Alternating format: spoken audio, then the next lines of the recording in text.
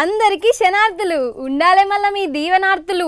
అగో ఇలా నల్లనాగం వచ్చిందేని అనుకుంటారు కదా. ఇక నాకే మీతో ముచ్చట పెట్టబుద్దై ఇక మాది ఇంట్లో ఉండగానే గొల్లెం పెట్టి ఊరికొచ్చిన. ఇక ముచ్చట సంగతి అంటారా, ఒక దిక్కు పొట్టు పొట్టు ఆనలు, ఇంకొక దిక్కేమో పొట్టు పొట్టు పంచాయతీలు. గా ముచ్చట్లు చూడాలంటే ముందుగా నెత్తిగీతలు చూడాలి కదా. మరి జూబ్లీ హిల్స్ సీటు మీదనే అందరి కన్ను, ఎవరైతారో మరి విన్ను. ఉల్లిగడ్డకు వస్తే కన్నీళ్ళు కాదు, ఉల్లిగడ్డ అమ్మే రైతులకు కన్నీళ్ళు. గాతీర్ల తగ్గినాయి మళ్ళా ధరలు.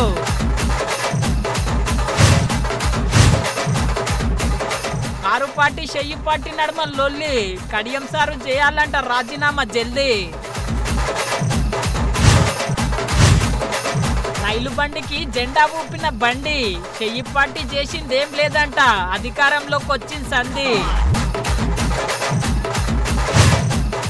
పాలకూర, తోటకూర, బెండకాయ, దొండకాయ గిట్లా ఏ కూర కమ్మగా వండుకోవాలన్నా ఉల్లిగడ్డ కావాలి కదా. మరి గసొంటి ఉల్లిగడ్డ మనం కోసి కూరలలో వేసేటప్పుడు మనకు కన్నీళ్ళు వస్తాయి. కానీ ఇప్పుడు గా ఉల్లిగడ్డ అమ్మే రైతన్నకే కన్నీళ్ళు వస్తున్నాయి. ఉల్లా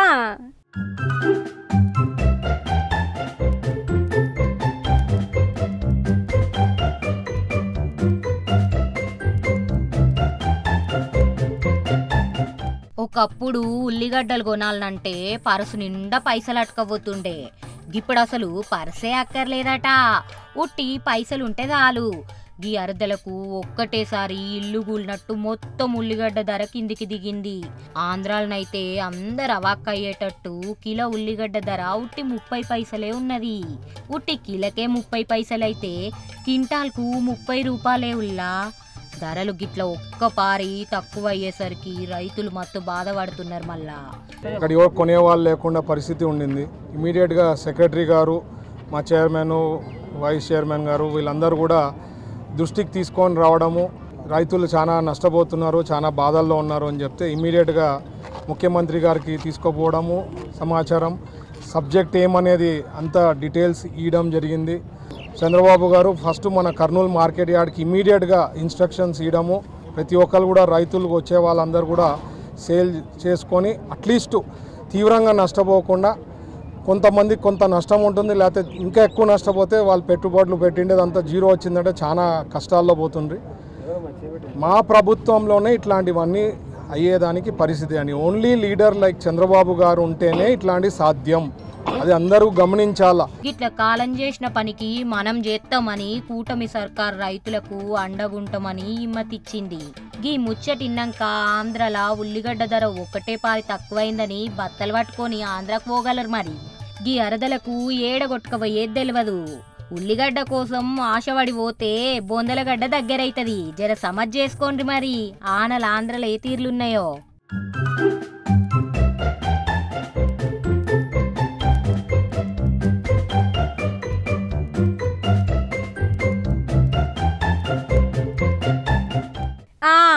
ఈ పాటిల ముచ్చట ఎట్లున్నదంటే పెండ్లి పిల్లగాడు ఎవ్వలో తెలియదు కానీ లగ్గంకు పెండ్లి పిల్లను తయారు చేసినట్టే ఉన్నదుల్లా. జూబ్లీ హిల్స్లా ఉప ఎన్నికల ఎమ్మెల్యేగా ఎవ్వరికి టికెట్ ఇస్తారో తెలియదు కానీ మనమే గెలవాలి అని గిట్ల మీటింగ్లు పెడుతున్నారు.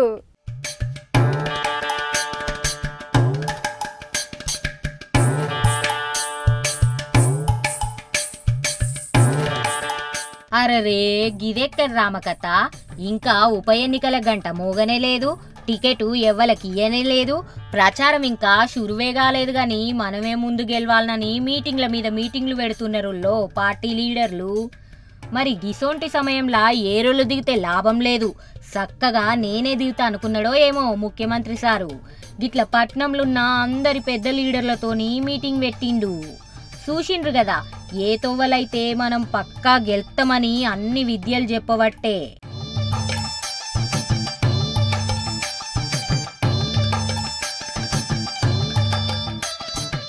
ఇట్లా చెయ్యి పాటోళ్లే కాదుల్లా, కార్ పాటోళ్ళు కూడా మత్తు హుషారున్నారు. మొన్న కేటీఆర్ సారు పక్కా గెలుపు మనదే అన్నట్టు ఈ మాట అన్నడుల్లో కార్ పార్టీ మీటింగ్ లా. ఉపాయం ఏడున్నదంటే మీ చేతులు ఉన్నది. జూబ్లీ హిల్స్ లో మీరు గట్టిగా గుద్దుతే వీళ్ళు చక్కగా అవుతారు, లైన్లోకి వస్తారు. ఇచ్చిన హామీలన్నీ నిలబెట్టుకోవాలంటే మీరు జూబ్లీహిల్స్ లగాయించి మంచిగా పిడికిలు బిగించి కడుపులోకి వెళ్ళి గట్టి గుద్దితే అన్ని చక్కగెళ్తాయి.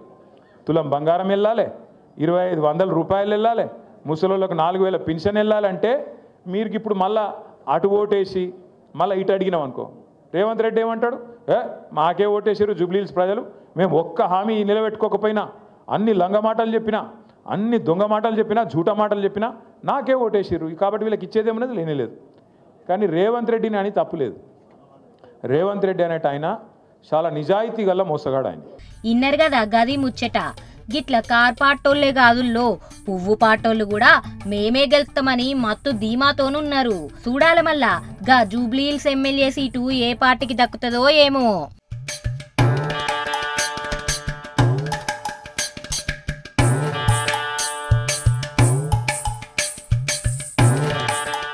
రైలు బండ్లను ఎక్కువ తెచ్చింది మేమే, వందే భారత్ రైలును కూడా తెచ్చింది మేమే.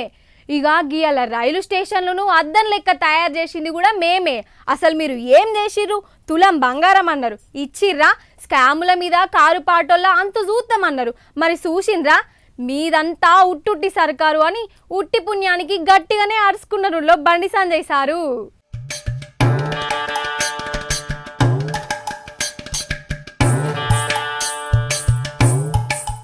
గియాల పొద్దుగాల ఏం తినొచ్చిండో ఏమో సెంట్రల్ మంత్రి బండి సంజయ్ సారు. మంచిర్యాల జిల్లాల గిట్ల వందే భారత్ రైలుకు జెండా ఊపినాక ఆగకుండా అర్ధగంట సేపు షెయ్యి పార్టీ సర్కార్ను మస్త్ అరుచుకున్నాడుల్లో. మరి మొదలేమంటున్నాడో ఈనుండ్రి. పోటీలు పెట్టారు, ఫోర్త్ సిటీ అంటున్నారు, ఇంకేవేవో అంటున్నారు. మరి వాటికి పైసన్నప్పుడు ఈ పేద విద్యార్థులు చదువుకోవడానికి వాళ్ళ ఫీజులు కట్టలేక ఇలా యాజమాన్యాన్ని రోడ్డుకి స్ట్రైక్ చేస్తుంటే ఈ 10,000 కోట్ల రూపాయలు చెల్లించిన స్థితిలో ప్రభుత్వం ఉందా? భారతీయ జనతా పార్టీ మొదటి నుంచి కూడా ఫీజు రియంబర్స్మెంట్ చెల్లించాలని చెప్పి విద్యార్థులకు అన్యాయం కావద్దు, యాజమాన్యాల వాళ్ళను కాపాడండి, వాళ్ళు అప్పుల పాలయ్యారు, బ్యాంకులలో ఇంట్రెస్ట్ కట్టలేకపోతున్నారు, వాళ్ళ ఆస్తులు అనుకున్నా కట్టలేని పరిస్థితి. 10 మందికి సేవ చేద్దాం, 10 మందికి ఎంప్లాయ్మెంట్ ఇద్దామని చెప్పి విద్యా సంస్థలు నెలకొల్పితే ఇలా విద్యా సంస్థలు నడిపించలేని పరిస్థితి ఉన్నదని చెప్పి వాళ్ళకు మొదటి చూడ మద్దతు ఇచ్చే party Bharatiya Janata party. Inner కదా పిల్లల చదువుతోని కాంగ్రెస్ సర్కారు సర్కస్ చేస్తున్నదనబట్టే అటెంక ఆరోగ్యశ్రీ ఆగిపోయింది. ఇదేం లెక్క, గిదేం పద్ధతి అని గీ లెక్క నరుచుకున్నాడట బండి సంజయ్ సారు. ఇన్నరు కదా గీ ముచ్చటొడిచినాక ఏమాయ సారు గీ షెయ్యి పార్టీ సర్కారు ఇంకా సర్పంచ్ ఎంపీటీస్ ఎన్నికలు పెడతలేదు అంటే గీ మాట అన్నాడట. ఇప్పుడు స్థానిక ఎన్నికలు పెట్టాల్సింది ఎవరు? రాష్ట్ర ప్రభుత్వం పెట్టాలి. దానికి కుండి సాకులు వెతికి ఓటు ద్వారా స్థానిక సంస్థల ఎన్నికలను గెలవలేమని చెప్పి భావించి, ఎందుకంటే ఈ 2 సంవత్సరాల కాలంలో కాంగ్రెస్ పార్టీ ప్రభుత్వము ఒక్క గ్రామ పంచాయతీకి ఒక్క పైసా ఇచ్చిన దాఖలు, ఒక్క పైసా మీరు రూరల్ పెట్టు. మీరు అనేక సందర్భాల్లో అనేక ప్రాంతాల్లో అనేక గ్రామాల్లో ప్రకటిస్తూ ఉంటారు. మీరు పోయిన గ్రామంలో కాంగ్రెస్ పార్టీ ప్రభుత్వం గ్రామ పంచాయతీకి ఒక్క పైసానన్నా ఇచ్చిందా? ఒక్క పైసా ఇవ్వకుండా ఇవాళ అమలు చేసేది నరేంద్ర మోడీ గారి పైసలు, నరేంద్ర మోడీ గారి ప్రభుత్వం ఇచ్చే పైసలు, నరేంద్ర మోడీ గారికి సంక్షేమ పథకాలు మాత్రం అమలవుతున్నాయి. కాబట్టి స్థానిక సంస్థలకి నిర్వహిస్తే భారతీయ జనతా పార్టీకి అనుకూలమైనటువంటి ఫలితాలు వస్తాయి. కాబట్టి వాళ్ళు నిర్వహించలేకపోయారు. అగోనట ఇన్నర్ గదుల్లా సర్పంచ్ ఎంపీటీస్ ఎన్నికలు పెట్టనీకే కాంగ్రెస్ సర్కారు గజ్జు నొనుకుతున్నదనబట్టే. చూడాలి మళ్ళా పబ్లిక్ గీ సర్పంచ్ ఎంపీటీస్ ఎన్నికలల్లా ఏ పార్టీని గజ్జు నొనికిస్తారో ఏమో.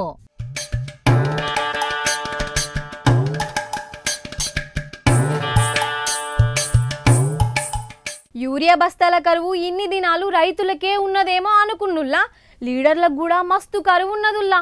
ఒక లీడర్ అయితే లైన్ల నిలబడి యూరియా బత్తల కోసం మస్తు ఎదురు చూసిందుల్లా. పాపం గంతసేపు లైన్ల నిలబడ్డా గాని ఒక్కటే బత్తి ఇచ్చిందంట. మళ్ళా ఆ లీడర్ ఎవలో అరుచుకుందాం పాన్రి.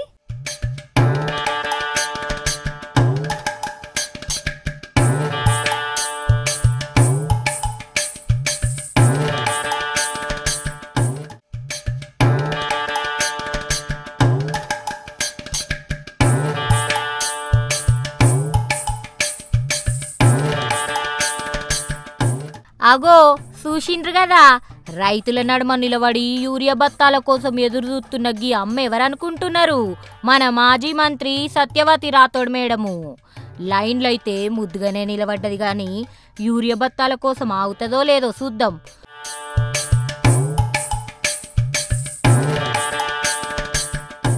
అగో చూడుండ్రి గదనుల్లో మేడం కూడా సొసైటీలా యూరియా బత్తాలు తీసుకోవట్టే.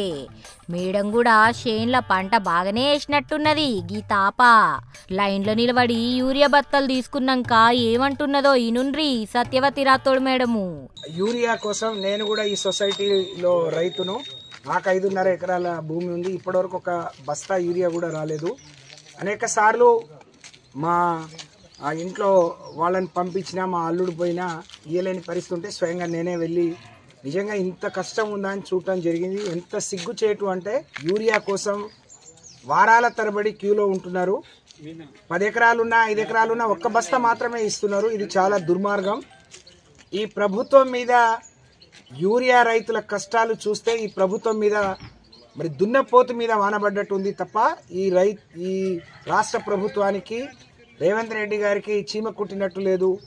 మరి ఎంత అధ్వానమైన పరిస్థితి, ఎంతమంది కొట్టుకుంటున్నారు. ఎప్పుడు లేని కొత్త పరిస్థితిని 10 ఏళ్లలో ఒక్కరోజు ఒక్క రైతు రోడ్డు ఎక్కని పరిస్థితి నుంచి ఈరోజు 500-600 పెడితే కూలీలు రావట్లేరు. కానీ వాళ్ళ వేసిన పొలాల్లో దిగుబడి రాదని ఎకరానికి ఒక బస్తా ఇచ్చినా బాగుండు. కానీ 10 ఎకరాలు 5 ఎకరాలకు కూడా ఒక బస్తా. నేను ఇవాళ వెళ్తే 5.5 ఎకరాలకు కూడా ఒక బస్తా ఇస్తామని చెప్పారు. నేను నా కోసం రాలేదు, అందరి కోసం వచ్చినా అని చెప్పిన. అక్కడ చూస్తే పరిస్థితి చాలా దయనీయంగా ఉంది. ఇన్నర్ కదా గది పరిస్థితి. యూరియా బత్తాల కోసం గల్ అల్లుణ్ణి పంపించిన యూరియా బత్తాలు ఇత్తలేరట. గందుకే ఇక మెల్లగా సత్యవతి రాథోడ్ మేడమే కదిలింది. ఇచ్చంత్రమైన ముచ్చటేందంటే 5 ఎకరాలకు ఒక్కటే బత్తి ఇచ్చిండ్రని మస్తు బాధపడుతుందుల్లో మేడము. ఇన్నర్ కదా గది పరిస్థితి. 5 ఎకరాలకు ఒక్క బత్త అంటే ఏం సరిపోతుంది మేడము? చెప్పుండ్రి గీ ముచ్చట మీద. ఆనంద్ సైతం ఎండన్ సైతం లెక్క చేయకుండా యూరియా బత్తాల కోసం ఎదురు చూసిన రైతన్నలు కూడా కాంగ్రెస్ సర్కార్ మీద మస్తు గరమైతుండ్రుల్లో.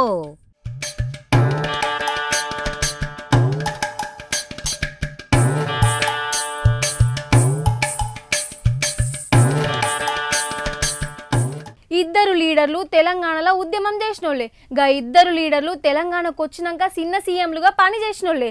గా ఇద్దరు లీడర్లు గప్పుడు అతుక్కొని తిరిగినోళ్ళే. మరి ఇప్పుడు నువ్వెంత అంటే నువ్వెంత అని గిట్లా తిట్టుకుంటున్నారు.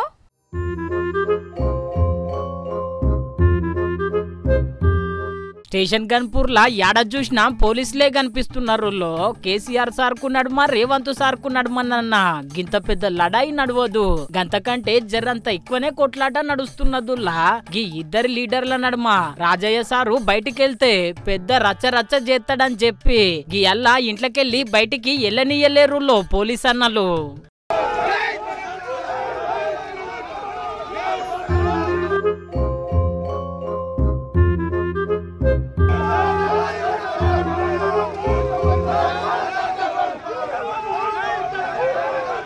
పిడుగు పడితే తాటి చెట్టు తలకాయల నుంచి తాటి మట్టల దాకా మంట పుట్టినట్టు ఏయ్ నన్నే ఆప్తావా నువ్వేంది నీ బిషాదేందంటూ కడియం సార్ మీద కత్తులు 2 తాటికొండ.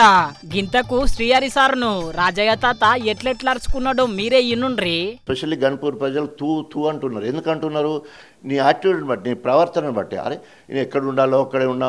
కాంగ్రెస్ పోయినాక నీకు బీఆర్ఎస్ పార్టీ వల్ల సంక్రమించిన ఎమ్మెల్యే పదవి ఎందుకు?